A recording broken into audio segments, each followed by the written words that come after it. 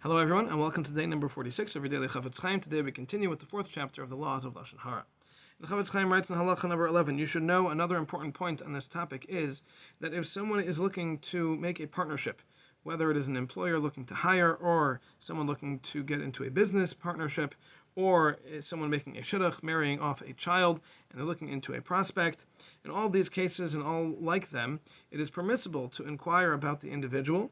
because even if it is possible that something negative will be shared about them, that will still be permissible because your intention is for your own good, because your goal is to avoid a loss in the future or to avoid any kind of falling out or fighting or chilul Hashem that might come from not knowing this information ahead of time.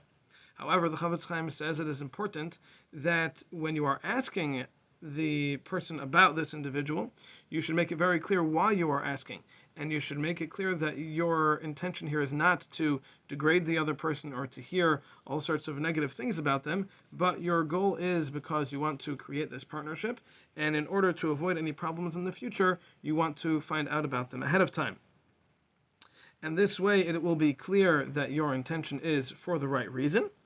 And the Chafetz Chaim notes over here, though, that it is very important that if you do hear something negative about this individual, you should not believe it to be certainly true. You are allowed to be concerned that it might be true, but you are not allowed to believe it as certainly the truth. And this will be discussed later on as we get into the laws of accepting Lashon Hara.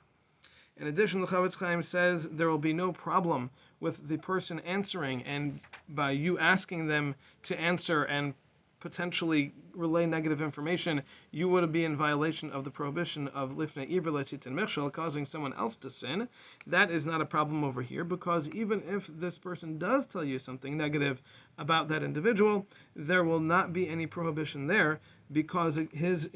intention is also not to degrade that other individual, rather it is to help you in your endeavor, and therefore it will not be a problem of Lashon Hara, because both people's intention is for the right reason, for this constructive purpose.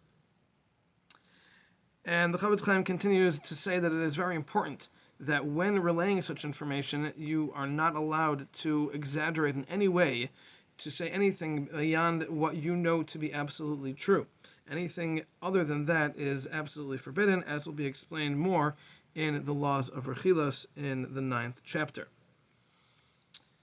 The Chafetz Chaim does say, however, if you do not explain to the person why you are asking, and you simply go and talk to them and say, oh, so what do you think about so-and-so, then you're going to have a number of problems. First of all, it is unlikely that you will be getting an answer that will not be Lashon Hara, because if anything that the person says is negative and they don't know that your intention is for a good reason, then for them to relay that information would be Lashon Hara, because their intention is not to be good to you or even to that other person, but it is to degrade them. And you as the speaker who is asking for the information will also be in violation of lifnei iver le'sitin michshel, of causing that other person to sin. And the Chafetz Chaim continues and notes on the bottom over here that it is very important that when asking for information from someone, you should not ask someone who you have reason to think has anything against that individual. For example, if they are both in the same field and there is perhaps some competition between them, then you should not be asking that person for information, because, first of all, it is unlikely that you will get a completely honest answer, and second of all, because it is unlikely that that person will not have an ulterior motive in sharing that information. Because, again, the entire basis for this leniency is because both people are intending only for the good of the person who is asking. If there is an ulterior motive here, then it will not be permitted, even if it is 100% true. Nevertheless, it would be included in Lashon Hara and would not be permissible.